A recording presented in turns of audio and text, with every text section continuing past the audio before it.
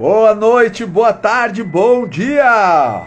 Estamos aí começando mais uma live, mais um bate-papo missionário. Eu vou me arrumando aqui, o meu celular, e a gente vai esperando a galera entrar. Já tem uma pessoa aí, a Tatiana Maria Luísa, que é a minha esposa e a minha mãe. É, pelo menos a audiência está garantida. É. E a gente está aí esperando. Hoje a gente vai ter uma live com uma missionária que morou na Índia e está se preparando para retornar para lá. Para aqueles que nos acompanham, né, vão lembrar aí do Ezequiel Taboada, o Zeke, que morou 3 anos lá na Índia. A Andriele, que é a nossa convidada de hoje, é a esposa dele. E ele já está aí, ele já entrou. Nós vamos dar uma esperadinha, a galera vai entrando, a gente vai esperando. Vamos esperar a nossa convidada para esse bate-papo. E eu quero aproveitar. E como essa live vai ficar gravada, então a gente sabe que tem muitas pessoas que ouvem, né? Veem a live depois, no outro dia. Ó, a Andriele já está entre nós, já vou chamá-la. Só dar mais uma esperadinha para a galera entrar. Um grande abraço, Jader, meu professor. Elisa. Galera entrando. Então, para aqueles que têm um desejo de saber mais sobre missões, poxa, eu tenho algo assim, eu entendo que eu tenho um chamado missionário, mas eu não sei nada sobre isso, ou eu gostaria de saber mais de missão. O que eu faço? Eu vou te dizer o que tu faz.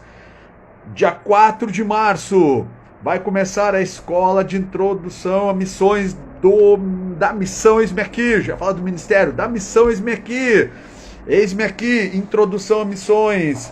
Tem interesse? Sabe de alguém que gostaria de participar, de saber mais sobre isso? Entre em contato conosco. A gente vai explicar como é que vai funcionar essa escola, quantos encontros, como que ela vai rolar. E aí você então entra em contato conosco que eu vou te explicar tudo direitinho. Mas agora chega de papo, chega de conversa. Eu vou chamar então a Andriele para a gente começar o nosso bate-papo. Quando eu falei chega de papo, eu estava falando sozinho, eu ia ficar falando aqui, né? Mas agora sim, vou chamar a Andriele e nós vamos então começar a nossa conversa. Deixa eu só achá-la aqui. Deixa eu ver, não estou achando. Andriele, cadê você? Não achei a Andriele. Ela estava aí, ela está por aí, mas eu não consigo achá-la para chamá-la. Meu Deus, a tecnologia é assim mesmo. Ó, eu aperto ali, entra vários nomes, e daí eu procuro e não está mais o nome dela aí. E agora? O que eu faço? André, tu tá entre nós? Se tu tá entre nós, por favor, te manifesta para eu te chamar, para a gente começar. Tá? Oi, como é que eu faço para te chamar, Andriele? Deixa eu ver se eu bato aqui.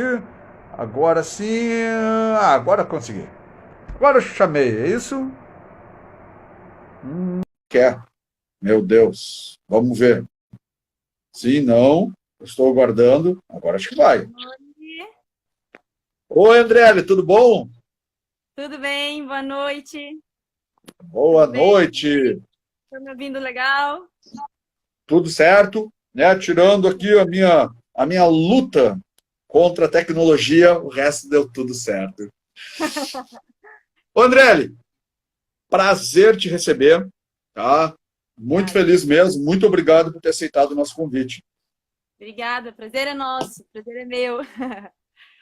Maravilha.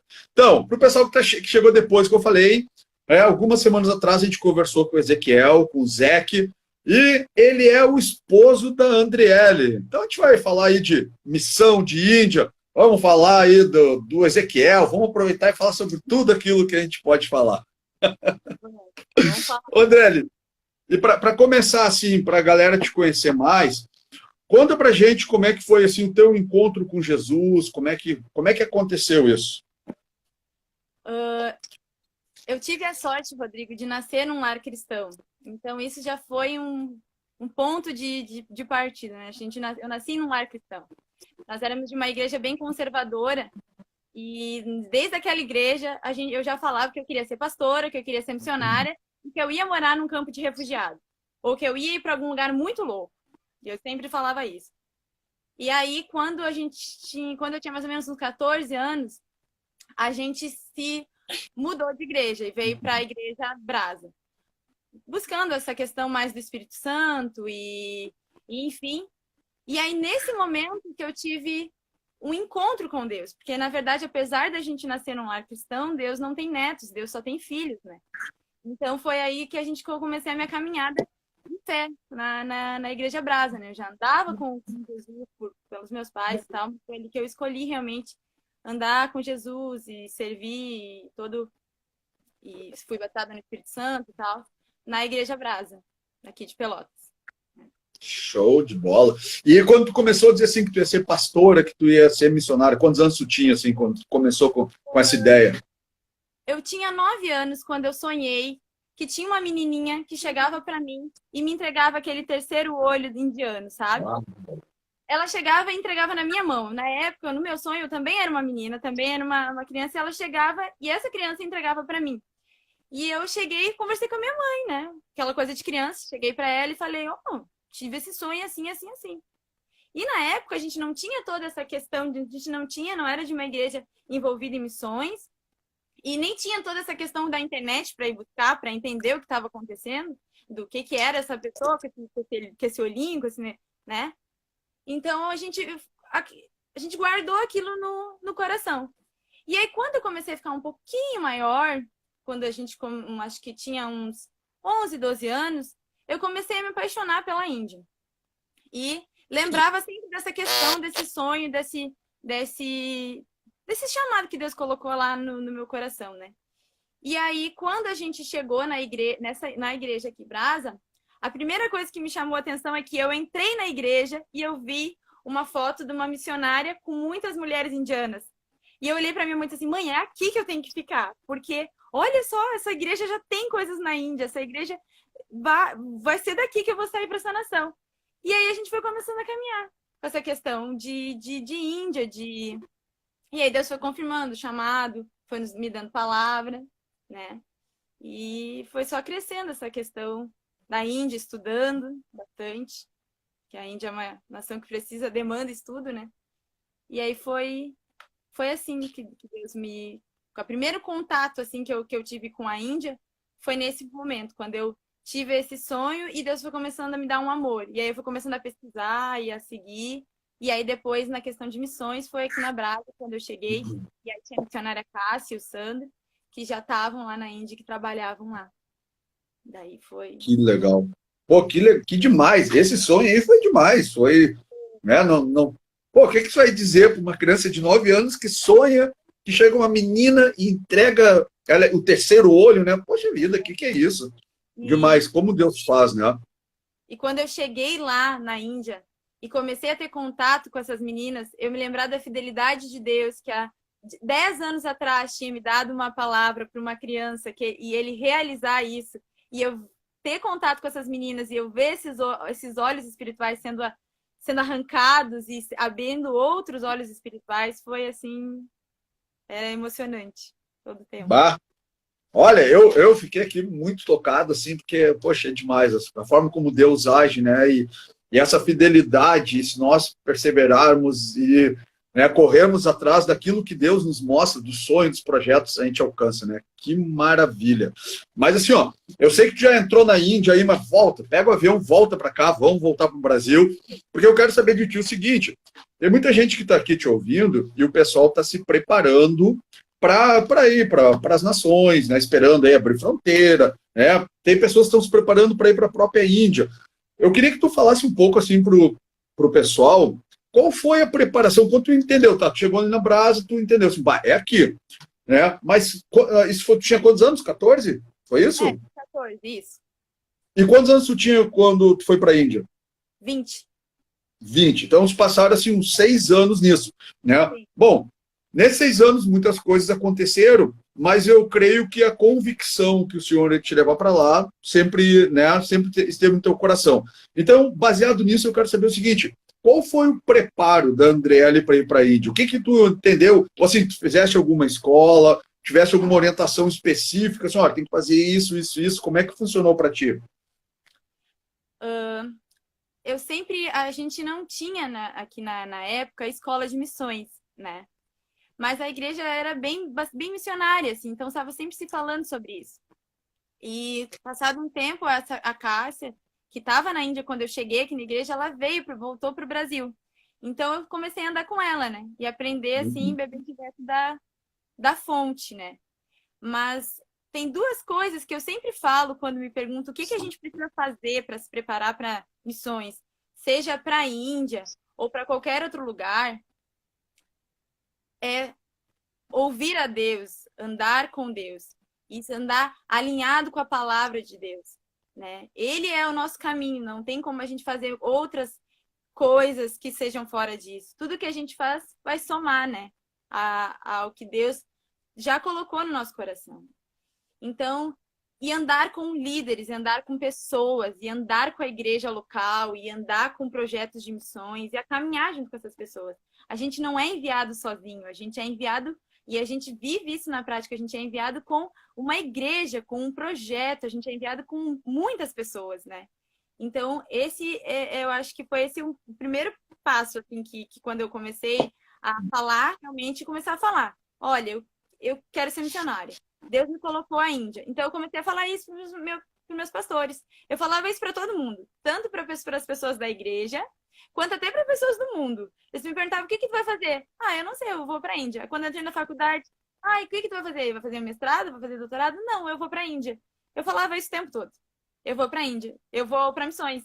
E eu falava isso o tempo inteiro. Meu pai e minha mãe, não sei o que eu vou para a Índia. Não, mas tu tem casa. Não, eu vou para a Índia. Era isso que Deus tinha colocado no meu coração e eu sabia que uma hora ele ia cumprir. Então, falar e andar com as pessoas, assim, andar com líderes, falar com as pessoas, orar, ouvir missionários falando, se envolver, porque não tem como tu ser missionário à parte, não tem como tu ser missionário sem se envolver, sem amar as nações ou amar o lugar que Deus colocou no teu coração, né?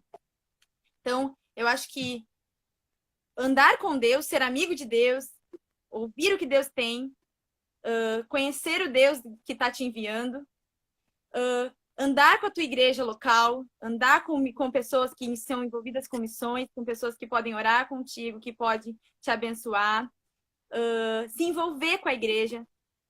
Tudo que eu fiz lá eram coisas que eu já fazia aqui no Brasil. Não, a gente não vai fazer nada de novo. Tudo é mais provável que a gente faça menos lá pela questão de adaptação, de língua, de N coisas, do que a gente faça aqui. Então, comece aqui. É o que Deus te colocou aqui, já começa aqui. Veja, sou missionário? Sou. Então, já começa a ser missionário. E já vive nisso. E estude. Estude missões. Estude a nação que Deus te deu. Eu lê livro, olha vídeo. Se não tem um grupo de missões, se não tem uma escola de missões no seu lugar, na sua cidade, conheça a nação que Deus está te enviando, se apaixone. A gente conhece tanto sobre time de futebol, sobre marca de carro, sobre marca de roupa. O que Deus colocou no nosso coração é tão lindo, então a gente precisa estudar, a gente precisa se empenhar, a gente precisa amar esse lugar que Deus tem colocado, ou as nações que Deus tem colocado para nós, né? Então, são essas coisas assim que eu comecei a fazer desde quando eu estava no Brasil, desde quando eu não tinha perspectiva nenhuma de missões. Me envolver com a minha igreja, ser missionária na minha igreja, amar a Jesus e estudar sobre a nação que Deus tinha me colocado no coração. Aqui no Uau! Que aula, que maravilha! Ó, galera, pega a dica. Poxa vida, né? O que é fé? É a certeza daquilo que não aconteceu. Poxa vida, não tem um real. Mas se Deus me mostrou, se Ele falou, eu vou chegar lá. Então eu tenho que estar preparado, né? É a mesma coisa que o cara que ora para chover e sai para a rua sem guarda-chuva. Então, se tu ora para chover, sai com guarda-chuva. Se o Senhor colocar algo no teu coração, faz como a Andriele. Que massa! Só quero aproveitar assim, pegar um gancho. Eu quero fazer uma pergunta tensa para a Andriele agora, mas essa pergunta é muito importante. Mas antes eu quero aproveitar, pegar um gancho e falar o seguinte, olha, lê livros, né? Ouve missionários, participe de escola de missões. Escola de Missão do Eis-me Aqui. Vai começar 4 de março, presencial e online. Entre em contato comigo. É que eu precisava fazer essa propaganda, Andriele, né, para que talvez pessoas que estão aí dizendo, poxa, e eu vou fazer onde essa escola? Tá aqui. Andriele, momento tenso, tá? Tá preparado para essa pergunta? É pergunta tensa. Tô preparado. Se tu não estiver preparada, a gente acaba a live agora, tu pode ficar tranquila. Posso perguntar? Pode, manda bala. Se por acaso aquele gatão do Ezequiel, do Zeke, ah, com aqueles caixinhos dele lá, aquele charme, se por acaso ele não, que quando vocês começaram a conversar, se ele não tivesse a mínima vontade, pretensão, chamado, desejo de ir para a Índia, o que a Andriele ia escolher? O chamado dela, a menina com, né, o olhinho sendo entregue, olha, vem nos libertar, ou o Ezequiel? O que a Andriele ia escolher? Momento tenso. Pensa. E aí? Ele sabe que ele é um charme em pessoa, mas eu ia ter escolhido a nação, né? Até porque o que eu falo, isso assim, né? Especialmente para quem tá nos assistindo e é solteiro, o que Deus colocou primeiro no teu coração? Deus não vai tirar alguma coisa para te dar outra. Ele vai te dar alguma coisa que some, né? E, claro, dentro dessa vida de igreja, de comunidade, dia dos jovens, sempre chegava aquele momento tenso que tu tá ali caminhando com a pessoa, falando, e daqui a pouco chegava aquela, olha, eu quero ir pra Índia. Ah, eu não quero, eu nunca pisaria meu pé na Índia, ainda mais a Índia sendo aquela nação. Aquela sujeira, aquele rataiada, aquele tudo. Então, é isso aí. Tchau e dentro. Que legal. Resposta certíssima. Gostei ali do Jadre que falou: chuta que é laço. Chuta que é laço. Eu quero falar, porque assim, Andrelli, eu já ouvi como a gente trabalha com capacitação, formação de missionários. Então, eu já ouvi muito assim de pessoas jovens, solteiras, que dizem o seguinte: eu tenho um chamado para tal lugar, uma convicção incrível.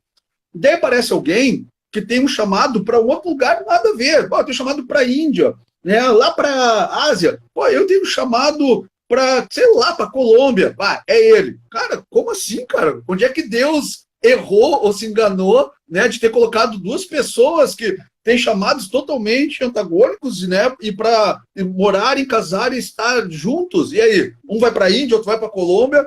Né? Então, é isso aí, muito bom. Na verdade, eu te provoquei justamente para isso, para a gente poder trazer isso para o pessoal que está ouvindo, né? Porque essa é a resposta certa. Deus não daria alguém com outro lugar, com o coração longe daquilo que ele deu para ti. Né? E André falou uma coisa muito massa. O que veio primeiro? Né? O que veio primeiro? Importante entender isso, né? Bom, André, então, graças a Deus, era mesmo Zeke, ufa, né? Ainda bem. Né? Todos nós somos felizes por isso. Agora, então, vamos pegar o avião. A Índia. Me diz uma coisa, quando tu foste para a Índia, como é que foi assim, a sensação, né, de alguém que recebeu assim, um entendimento há 11 anos atrás, tinha 9 anos, 11 anos passaram, né, com 14 vocês mudaram de igreja, as coisas ficaram mais fortes, mas desde lá dos 9 anos, então com 20 anos, 11 anos passaram. Como é que foi a sensação de pisar na Índia? O que tu sentiu assim, quando chegou lá? Né? Como é que foi? Conta um pouco pra gente essa questão assim, da emoção mesmo. Puxa, olha quem que eu tô, o que aconteceu assim, dentro de ti, do teu coração, quando pisou lá?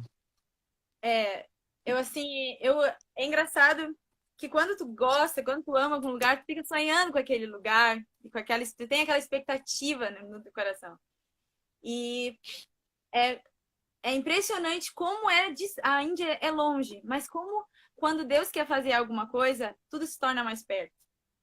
Eu me lembro até hoje, quando eu cheguei na Índia, porque eu saí daqui, eu nunca tinha feito uma viagem internacional de avião. Eu tinha viajado assim de avião uma vez só, dentro do mesmo, aqui para cá, do Rio Grande do Sul para Goiânia, foi o mais longe que eu fui. E era isso, assim, Deus. Quando eu entrei naquele avião, eu me lembro que eu ainda estava com uma roupa aqui, a gente saiu no inverno e a gente chegou lá no alto do calor. E eu estava com roupa toda de inverno, em Calcutá, que para quem conhece um pouquinho da Índia, é um dos lugares mais quentes e mais úmidos da Índia. É um calor que queima, que gruda assim na pele. E eu cheguei naquele lugar, e dentro do aeroporto, na Índia, ninguém entra dentro do aeroporto, tu só sai do aeroporto. É diferente daqui, por exemplo, do Salgado Filho, que todo mundo entra, se despede e sai. Não, tu só sai. Então, dentro do aeroporto era uma tranquilidade quando eu cheguei lá. Só que eu já sabia que, na verdade, eu queria ir pro fervo mesmo. Eu queria estar na rua, na gurizada. Então, quando eu saí daquilo, eu tava uma emoção. gigante, assim. Mas quando eu saí na rua e veio aquele calor indiano, literalmente, eu com aquela roupa de inverno toda, e eu olhei do, do aeroporto, tinha uma bandeira gigante da Índia. E eu vi aquela bandeira tremulando. E eu olhei aquele monte de indiano já pedindo dinheiro, pedindo moeda, quer táxis e não sei o quê. E aquela loucura, aquela gritaria, eu tô assim, Senhor, como tu pode ser tão fiel? Como tu pode ser tão maravilhoso? Como tu pode preparar as coisas tão lindas, assim. Aí eu me lembro que eu comecei a chorar no aeroporto mesmo, e o Zé que dizia assim, ele me filmava para mandar para minha mãe, pro meu pai, para minha família, e dizia assim, não chora, senão eles vão cobrar muito caro o nosso táxi, não chora. Calma, calma. E eu respirava, e elas me pediam dinheiro, me abraçavam, e eu já naquele turbilhão, assim, de emoção, assim. Então, essa foi a primeira, assim, que eu cheguei, assim, e primeira sensação, assim, que eu tive, que eu acho que eu nunca vou me esquecer da minha vida. Eu já fui outras vezes, já entrei pelaquela mesma porta, mas aquela primeira vez, assim, aquela bandeira ali, tremulando, assim, dizendo, ah, tu chegou, sabe? Aquilo foi uma coisa que marcou meu coração, assim. Uau, que demais, a Jace botou aí. Que lindo, realmente, que lindo, que demais mesmo. Muito legal mesmo. Bom, então tá, agora, então André ele tá na Índia, né? Sonho realizado. Mas assim, na verdade, a gente, por mais que a gente se prepare, quando a gente está à distância, a gente romantiza muito as coisas, né? Tipo, a gente, chega lá, eu já conheço até nome de rua, já conheço lugares, então vai ser muito tranquilo, tipo, eu vou chegar dominando já e já vou ganhar todas as almas e tal. Mas às vezes a gente sabe que quando a gente chega mesmo, a coisa não é bem como a gente, né? Claro, não que não é, é totalmente diferente, não é isso, mas a gente não sabe mesmo quando a gente pisa lá. Como é que foi assim um choque cultural para ti? O que que tu mais estranhou? O que que assim disse, meu Deus, ou e teve algum momento que tu pensou assim, ó, eu não vou conseguir ficar aqui. Pá, não tem como. Como é que foi assim para ti isso? Tem, tem, tem vários, assim, quando eu cheguei no aeroporto, a gente não ficava muito em Calcutá, a gente ia para outra cidade que era perto de Calcutá, a gente chegou na cidade, tá, era um matagal, era uma selva, como o Zé que já falou na outra live, para quem viu e tal. Uh, deu um susto, mas até aí tava controlado, assim. Mas acho que a parte mais difícil para mim foi a seguinte, porque a gente sai daqui, a gente conversa para todo mundo. E a gente sai com amor pelas pessoas. E a gente ora, eu orava muitos anos pelos indianos, orava por cima de bandeira, por cima de mapa, e orava, no meu quarto chorava, botava roupa indiana, escutava música indiana e comia comida indiana do Brasil. Então tu quer chegar lá, tu quer olhar para tudo, tu quer ver tudo, tu quer abraçar todo mundo. E acho que para mim as duas partes mais difíceis foram como eles tratam as mulheres. E aí eu, como mulher, tinha que muitas vezes me fechar. E como eles tratam, como a gente tem que ter cuidado em tratar com o homem, Diana. Então, quando eu cheguei, por exemplo, no condomínio que a gente morava, eu nunca pude cumprimentar os porteiros, porque eu ficava sozinha, o Zé que ia para pro projeto, para o trabalho, e eu também ia para o meu projeto, né, que eu tinha, mas eu não podia cumprimentar eles. Porque se eu cumprimentasse ele e uma hora eu estivesse sozinha dentro de casa, isso dava margem para eles baterem na minha porta. Especialmente quando eles sabiam que o Zeke não tava. Porque a gente era as pessoas mais conhecidas. A gente morava num condomínio todo mundo indiano, né? Então a gente era bem, sabiam que a gente era estrangeiro, sabiam toda a nossa vida e tal. Então, essa foi a parte mais difícil, assim, de tu. Muitas vezes não, eu não posso fazer. Ah, mas nem por missões, ou nem por Jesus, ou coisa do tipo, assim, no sentido de, vou fazer. Não posso, não podia, vou orar por esse cara, vou conversar, vou puxar um assunto, vou evangelizar. Não, nada. Às vezes, pelo contrário, tinha até que brigar. Então, essa foi a parte mais difícil. E aí, acho que a única vez, assim, que eu me senti assim, Deus, dentro disso que eu não queria, que eu pensei assim, eu amo isso daqui, mas para mim, chegou ao limite, assim, de todas as coisas, eu não tive... As pessoas diziam assim, vocês tomam essa água, vocês comem comida de rua indiana, vocês vão passar mal do estômago, coisa do tipo. A gente sempre comeu comida de indianos, a gente sempre comeu comida lá no meio do povo, a gente sempre andou no meio do povo, mas quando eu estava uma vez em casa, e o Zé que tinha ido trabalhar, e ele voltava, tipo, do trabalho, acho que era umas 9, 10 da noite. E aquele dia ele se atrasou, porque teve um acidente na estrada. E um amigo, um homem que trabalhava na mesma companhia que ele, que era uma das pessoas que a gente mais tinha vínculos por causa dessa questão de trabalho, ele começou a bater na porta e a me chamar. Só que eu já sabia que esse cara já tinha atitudes muito abusivas, sabe? Até na frente, assim, do Zé. Então ele começou a forçar a porta, muito. E me gritar, Andriele, abre a porta, eu quero entrar. E eu corri pro quarto e liguei pro Zeque. Zeque, onde que tu tá? O Oxin tá aqui na frente, tá gritando, quer entrar. E o Zeque não respondia. E eu fiquei assim, pode ter acontecido alguma coisa com o Ezequiel na estrada? Né? Tem muitos acidentes assim, nas estradas indianas por causa dessa questão da loucura do trânsito. Mas se eu deixar ele entrar, eu posso correr um risco de acontecer alguma coisa muito ruim. E aquele dia, assim, quando o Zeque chegou, ele ficou horas na porta. E quando o Zeque foi falar com ele, ele disse assim, não, eu não fui na tua casa hoje. Então a gente viu que ele estava com uma intenção bem ruim, sabe? Então aí aquele dia, quando eu sentei assim no chão, eu sentei com o Zeque, assim, e eu chorei, assim, eu não queria ser tão vulnerável no lugar que eu queria ser tão forte. No lugar que eu queria fazer tantas coisas, eu não queria ser tão vulnerável, assim, né? E aí aquele dia eu chorei, sabe, Deus, foi difícil, difícil. E várias outras coisas, de às vezes tu tá numa fila, tu tem que sair, tu não pode ficar entrar no mesmo lugar, ter gente puxando teu cabelo, cheirando teu cabelo, os homens, assim. Então essa parte é uma parte difícil que pra gente, como mulher e brasileira, assim, né, é a parte mais difícil. Assim. Eu acho que o pessoal que estuda alguma coisa sobre a Índia ou lê, assim, né, sempre assim, é muito falado dessa questão assim, bem abusiva, até assim, uma cultura de estupro, assim, né? Isso é real mesmo, André? Assim, como é que. Né, bom, já descreveu aí, é isso mesmo, assim, é perigoso mulher sair sozinha na rua? Como é que funciona isso? Na nossa cidade, especialmente, porque nas grandes cidades é perigoso. Mas ela já tem uma cultura maior. É como se. Não digo nenhuma cultura, mas já tem mais ocidentalização. Então já tem filmes ocidentais, já tem músicas ocidentais, já tem estilo de roupa mais ocidental. Então tu não chama tanta atenção. Mas na nossa cidade, que era uma cidade pequena, uma cidade mais interiorana, tudo que a gente já. Eu mesmo vestida de indiana, da cabeça aos pés, a gente chamava atenção. Eu e o Zé que chamava atenção. Tipo, o indiano tem costume de andar na frente da mulher, sempre, da esposa. Então, só por fato, eu e o Zé, que a gente nunca anda de mão na Índia. A gente se casou e a gente nunca tinha andado de mão. A gente, às vezes, até brinca que a gente tem que pegar a mão quando a gente tá no Brasil para lembrar do hábito, porque a gente casou e foi direto pra Índia, então a gente não pegava a mão, a gente sempre caminhava um do lado do outro. Mas o fato da gente andar um do lado do outro, conversando, já chamava uma atenção incrível.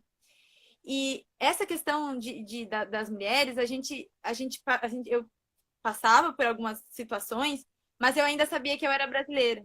Então, quando eu ia para o projeto, que eu tratava com as minhas guriazinhas, com as minhas pequenininhas, e conversando com outras mulheres, e conversando com outras missionários, outros missionários, a realidade para nós era ruim, mas a realidade para uma mulher indiana, para uma criança indiana, para um homem, até para um menino indiano, é muito, muito, muito ruim. E a gente sabe que isso é muito espiritual. Então a gente orava mesmo, literalmente, aquela palavra de Efésios 6, que a gente não lutava contra sangue, não contra corpo, nem contra uma pessoa, mas, né, contra principado, contra potestade, porque é algo do lugar, assim. Essa questão de idolatria em prostíbulos, em iniciações sexuais com deuses, essa coisa toda que para muitos aqui é tão, paz e amor, é muito pesado espiritualmente. Então, a gente, assim, essa questão das mulheres é algo muito forte, assim. E até para missionários, a gente sempre fala assim, apesar, claro que dá para ir para fazer missões solteira? Dá para ir, mas tem que ter postura, assim. Dá para sair abraçando, conversando, entrando em qualquer carro, em qualquer lugar. Tem que cuidar. Bem pesado. Uau! Que coisa, hein? Que coisa mesmo. É. E assim, André, quando a gente conversou aí com o Zeke, ele falou uma hora assim, olha, quer saber mais assim de estatística ou de cultura, isso é com a Andriele, assim, né? Isso é com ela, tal. O que tu tem assim para nos trazer, assim, de repente, o pessoal que conhece pouco sobre a Índia, assim, sei lá, alguns dados, questão até assim religiosa, né? Tu já começaste falando coisa, o que tu tem assim, para trazer sobre, assim, para aqueles que são leigos em Índia, ou para aqueles que conhecem um pouco, a gente saber um pouquinho mais. Então, a Índia é a segunda maior nação do mundo, tem mais ou menos 1,5 bilhão, porque os últimos dados estão um pouco desatualizados, né? Mas tem mais ou menos 1,5 bilhão de pessoas. Tem 20 idiomas oficiais, mas mais ou menos mais 200 mil idiomas oficiais. Só no projeto que a gente trabalhava em 4 idiomas mais a mímica, porque tem vezes que eu não falava nada, eu só fazia mímica. E falava em português também. Mas a gente tem 300 milhões de deuses. 300 milhões de deuses. E, inclusive, agora nessa época de pandemia, a gente já tem uma deusa chamada Covid. Então, o budismo, ele adora qualquer coisa que se move. Deus está na natureza, na vida, em qualquer coisa que tem algum sopro. Então, rato, vaca, elefante, macaco, outras pessoas, tudo pode se tornar Deus ou parte de Deus. A Índia é um dos lugares que mais tem tráfico humano e mais tráfico de crianças e de mulheres. A estatística de pessoas que somem e nunca mais aparecem são gigantes. A Índia tem um dos maiores zonas de prostituições do mundo, que é em Calcutá, na rua de Sonaghat, que é uma zona vermelha, que tem filas e filas de mulheres que já são a terceira ou quarta gerações de prostituição.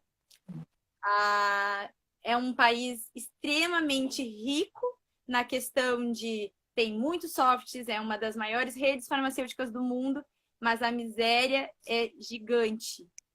Especialmente porque os mais pobres são os que mais contribuem com templos, com deuses, com festividades hindus. A Índia também é o 10º país mais perseguido agora pelo último censo do Missões Portas Abertas aos cristãos, e tem tem 1,5 milhão de cristãos, mas isso dentro de uma população de bilhões é muito pequeno e muito centralizado dentro das grandes cidades.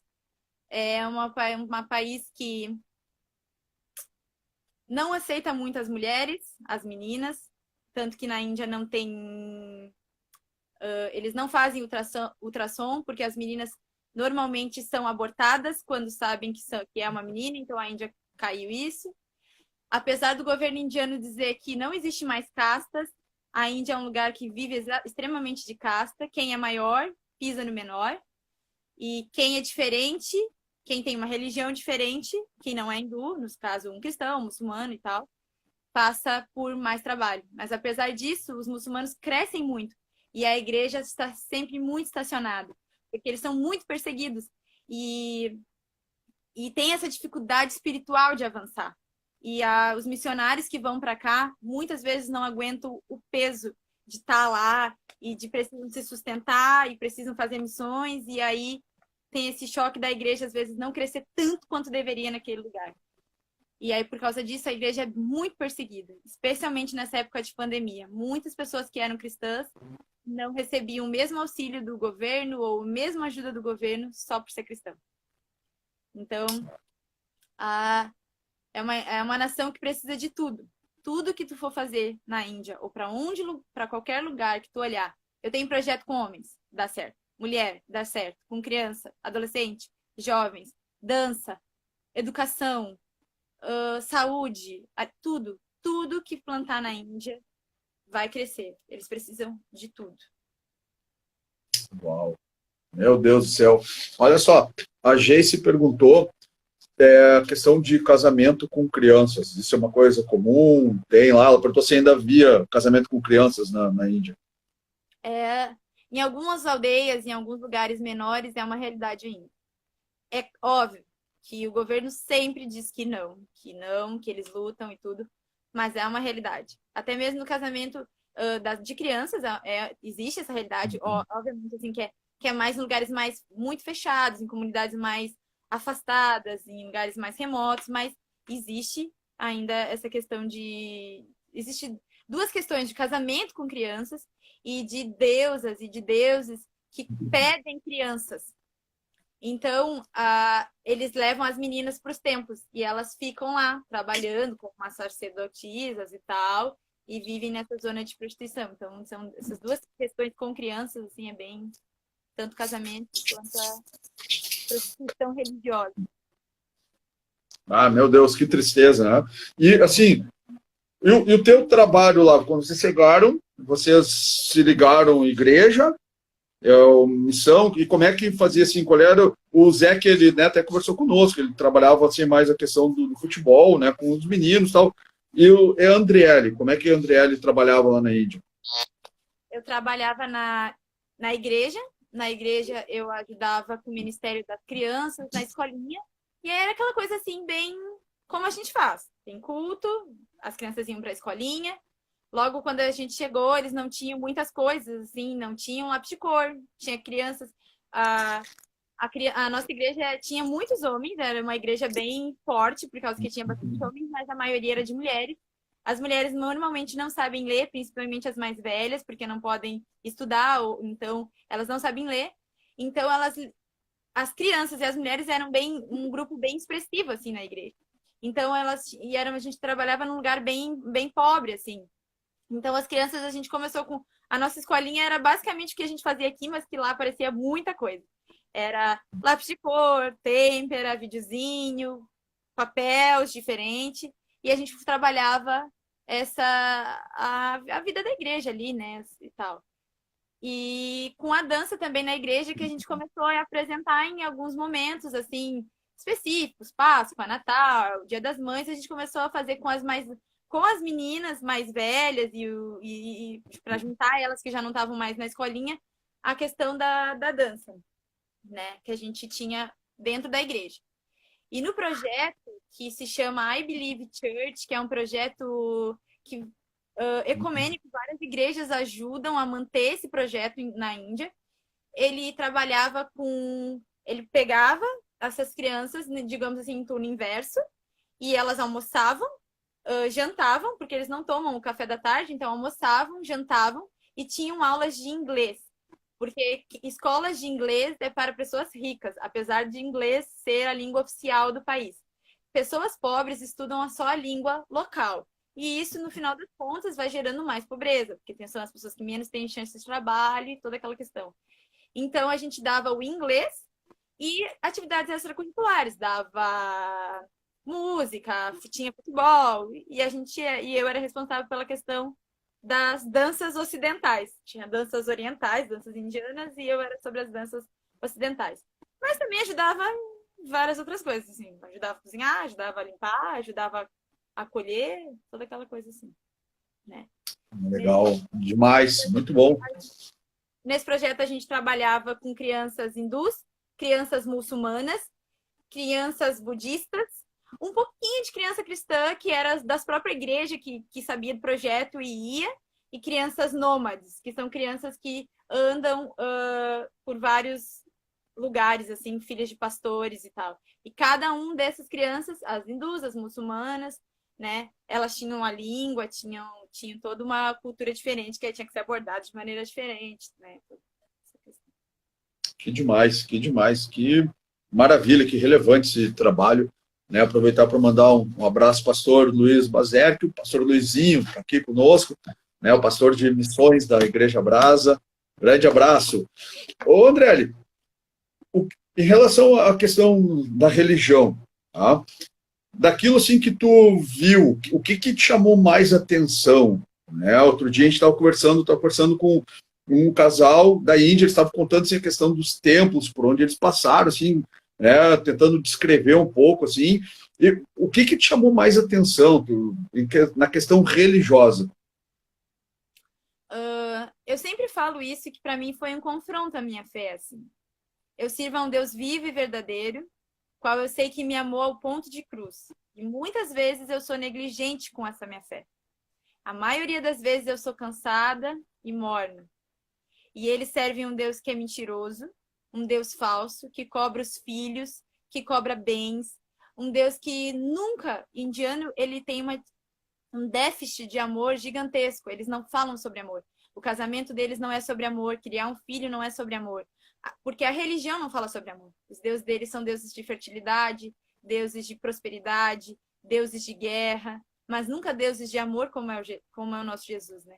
Então, o que sempre me impressionou neles é que, apesar disso, eles são muito, muito, muito idólatras. Eles têm muito temor pelas coisas deles, pela santidade daqueles deuses.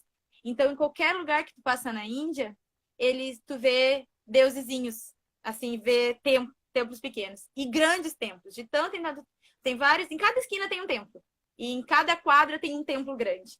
E se ele está passando pelaquela rua, ele para, tira chinelo, entra no templo, bate sino, se joga no chão, dá oferenda. Quando chega a época de puja, eles arrumam a casa, organizam a casa, eles esperam, eles celebram aquilo com uma intensidade que a gente fica assim, poxa, eu sirvo a um Deus verdadeiro e não tem, às vezes, essa intensidade que eles têm.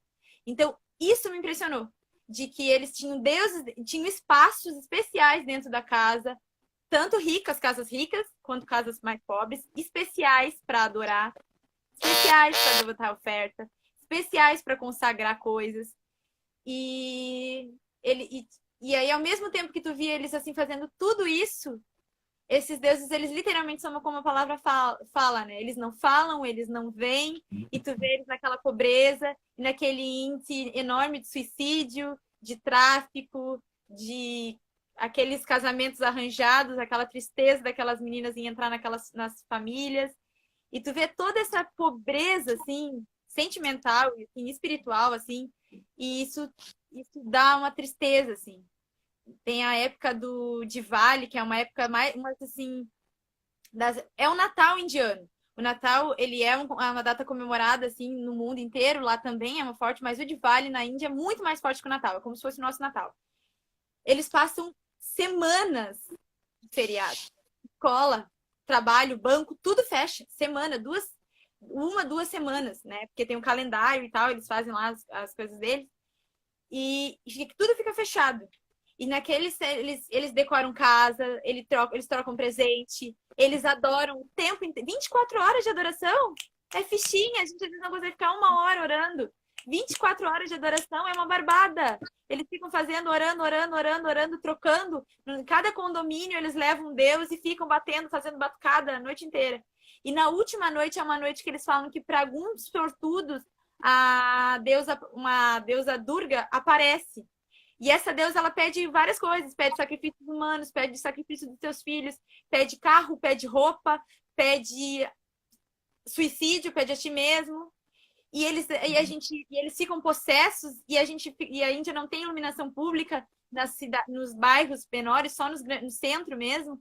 E aquele breu, e a gente ficava orando da janela, literalmente orando da janela, porque a gente escutava eles gritar, passando assim, possessos, gritando a noite inteira. Uau! Noite inteira.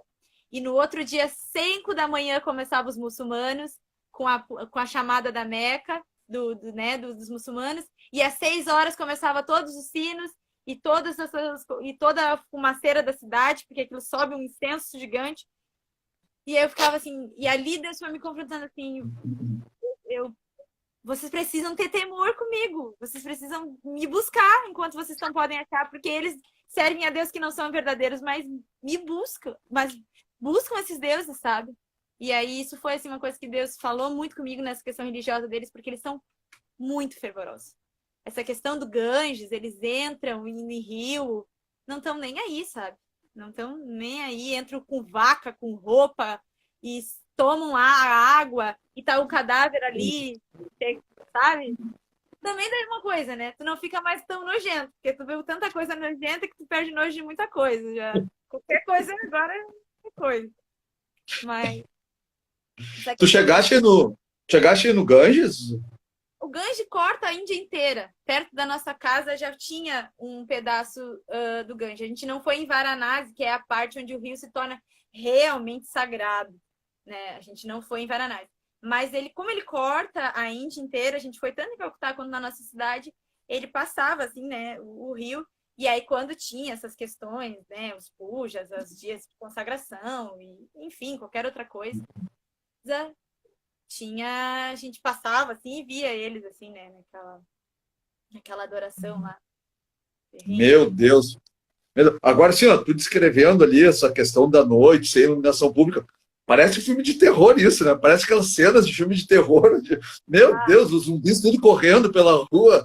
Eu me lembrei daquele filme, tem um filme, né, que é Eu Sou a Lenda, que de noite os pessoal que tinha sido infectado por vírus saía assim para. Meu Deus, que coisa, hein? Olha, tem que ter assim, realmente. Eu acho que é legal assim a gente destacar, tem que ter todo um preparo assim, né, para ir para um lugar desse, um preparo emocional e um preparo assim, espiritual, poxa vida, fortíssimo, assim, fortíssimo, né? Porque, poxa, a gente está falando de uma cultura milenar onde tem milhões de deuses, tudo é adorado, e, meu Deus do céu. Bom, a questão espiritual, batalha espiritual, isso deve ser pesadíssimo, assim, né? Bom, o é, Zé que contou uma experiência aí de sendo atacado de manhã com travesseirada, né? O que tu tem, assim, o que mais, assim, que tu te lembra agora dessas questões espirituais, de repente, para o pessoal, para a gente poder ver, assim, um pouco da realidade da questão espiritual, e até, assim, para dar um choque, mesmo assim, ó, não é brincadeira, né? Isso não é brincadeira. assim, O que mais aconteceu? Né? até há pessoas que já. Tem pessoas aqui no Brasil que ah, são mais abertas para essa questão de mundo espiritual. E né, tem pessoas que têm, enfim, doutrinas e religiões e tal, que são um pouco mais fechadas dentro do próprio cristianismo. Não, nem tudo é assim. E a gente tinha esses dois grupos lá na Índia. A gente tinha tanto os mais tradicionais quanto os mais pentecostais, assim. E todos eram unânimes. Ah, assim, tudo é dentro de casa, e explodir lâmpada, e queimar todas as luzes do lugar da peça que tu tá, porta fechar e abrir, bater, essa coisa são coisas normais já. São, e assim, vários amigos dizem, tu tá sentado e abrir uma gaveta, fechar uma gaveta. É coisa que a gente brinca que o diabo tava sempre tentando assustar a gente. Sempre. Sempre tentando colocar medo, assim. Mas essas questões, assim, pra gente, eu sempre pedia pra Deus, assim, que eu ficava bastante tempo sozinha, né? Então eu dizia assim, Deus, eu não quero ver nada. Por favor, eu não quero ver nada. Mas teve muita vez que o Zé teve essa experiência do travesseiro, que o travesseiro batia nele, ele jogava o travesseiro para fora. O travesseiro voltava e batia nele. E aí ele jogou para longe o travesseiro. E aí ele expulsou e amarrou aquele travesseiro. Eu tava muito mal, porque eu tinha tido uma guerra espiritual de manhã. Ele saiu pro serviço e eu tinha ficado e eu sentia como se todo o quarto assim estivesse rodando e tinha como se eu escutava a porta batendo e fechando e como se tivesse umas coisas, vultos pretos, assim. Foi a primeira vez que eu fiquei em casa sozinha, porque nas 2 primeiras semanas que a gente chegou na Índia, o Zé que a gente foi por todas as escolas que ele trabalhava, a gente foi visitar pessoas, a gente foi visitar os projetos e tal. Então foi a primeira vez que eu fiquei sozinha em casa mesmo. E eu senti bem depois, assim, que aquilo foi uma você, tipo, bem-vindo ao nosso mundo, assim, né? E eu fiquei com muita dor nas costas. Muita. Quem me conhece sabe que assim, eu não tenho essas coisas, porque eu passo tanto tempo me exercitando e tal. E eu não conseguia me mexer de tanta dor nas costas. E então essas coisas assim, dessa questão de guerra espiritual lá, é uma coisa que tu não pode normalizar, porque tu precisa estar sempre jejuando e orando e precisando literalmente que esteja uma igreja orando por ti. Não que diga assim, eu vou orar e não ore, mas orando literalmente, orando o tempo inteiro, pessoas, irmãos, escolas de missões. Quem conhece alguém na Índia, ore por essa pessoa. Ore. Porque por questões assim, é no trânsito, na rua, é nas calçadas. Então, essa vez, assim, eu me lembro que eu falei pro Zé que assim, Zé, que eu não vou nem abrir meu olho. Porque se eu abrir meu olho, eu tenho certeza que eu vou ver a Ganesha correndo aqui dentro de casa. Então, a gente tinha essas coisas, assim. Então, a gente acho que acabou se acostumando, assim, digamos. Mas essa questão, assim, de que tu tá em casa, assim, eu ficava assim, às vezes, eu disse, Deus, tá amarrado. Literalmente aquele assim, sangue de Jesus tem poder. Porque eu tava no quarto e do nada abria a porta Eu tava, tipo, na cozinha e do nada abria a porta do banheiro. Uma coisa assim, sangue de Jesus tem poder, meu Deus. Começava a cantar literalmente sozinha, assim. E essas coisas, assim, de tu tá... de às vezes o jeito que alguns indianos te olham, assim. Eles normalmente são muito queridos, são muito amistosos, são muito amigos e tal.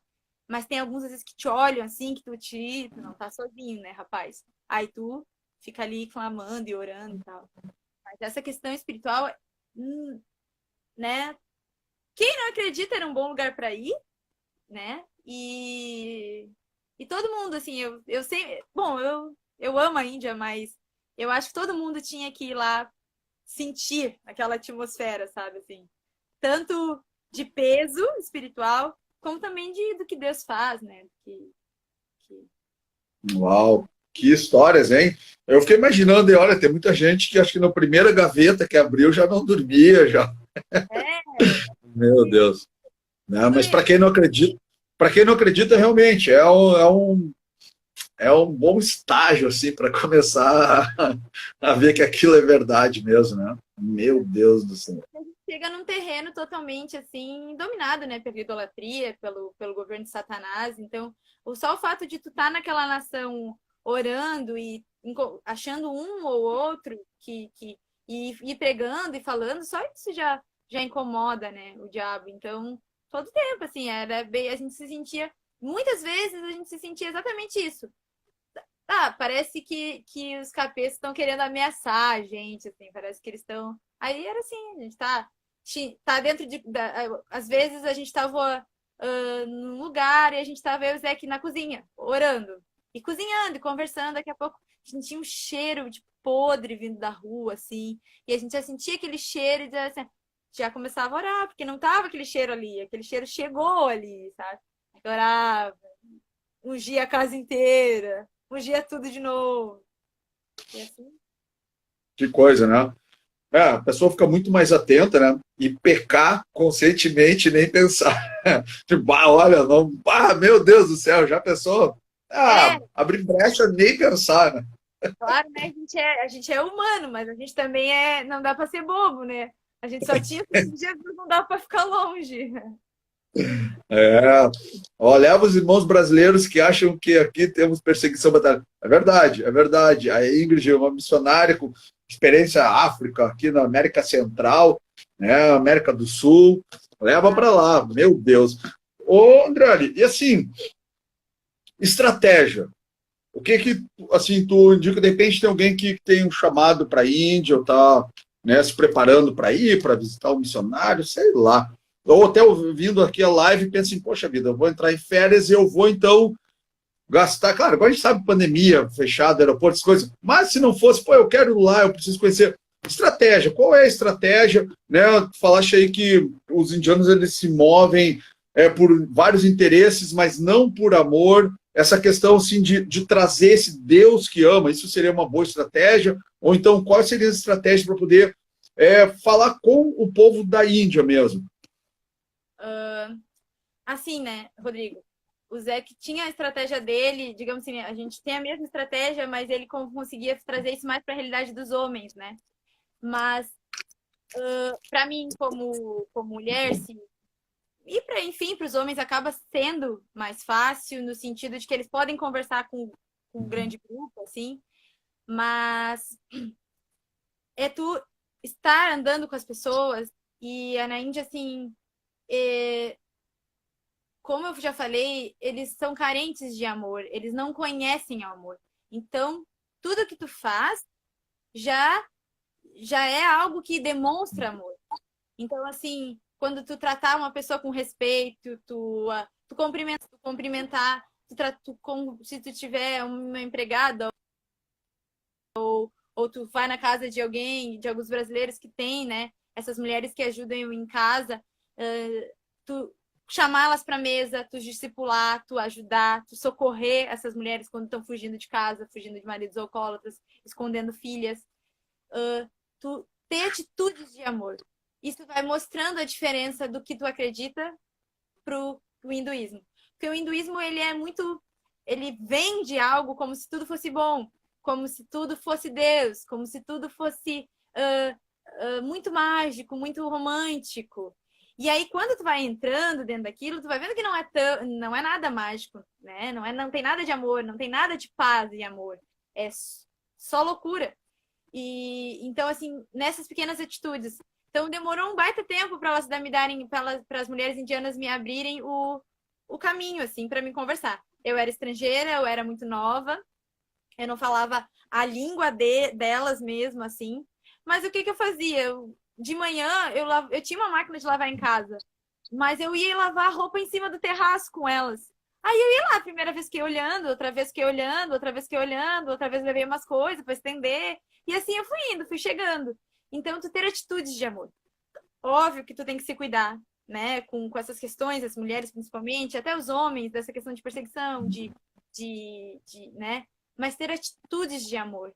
Tu ser uma carta viva em que o mundo possa ler o evangelho, literalmente, de tu amar as pessoas, respeitar as pessoas, tratar com igualdade aquele que é o maior dentro do lugar que tu tá, da escola, das tribunas de honra, mas sair e tratar com a mesma igualdade os taxistas, os caras que vendem comida de rua. Então, essas coisas, assim, pra gente foram revelando, foram trazendo, assim, as pessoas para perto de nós. Então, muitos deles no início não convidavam a gente para ir na casa, porque eles eram mais pobres, porque eles eram mais simples, mas a gente convidava tanto eles para ir na nossa casa, a gente se envolvia tanto com eles, que daqui a pouco a gente ia na casa deles. E quando a gente ia na casa deles, a gente fazia uma festa. Agradecia e amava e eu gostava de tudo. Às vezes eram umas comidas assim que a gente... Vamos lá, né? E a gente mas por amor, assim. O evangelho ele é totalmente pregado em amor, mas para um lugar que é tão sedento em amor, um pingo de amor é um oceano, assim.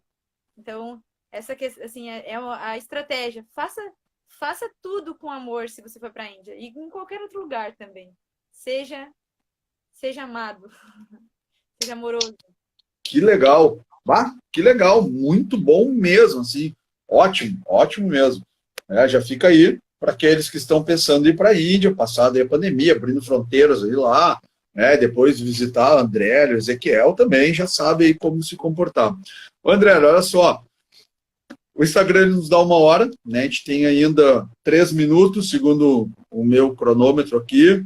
Mas eu queria, assim, antes da gente se despedir, eu queria que tu deixasse sei lá, uma mensagem, uma palavra para a galera que está ouvindo, um conselho, alguma coisa que está no teu coração, né? Para a gente poder, então, se despedir e agradecer por esse tempo, pelo teu tempo.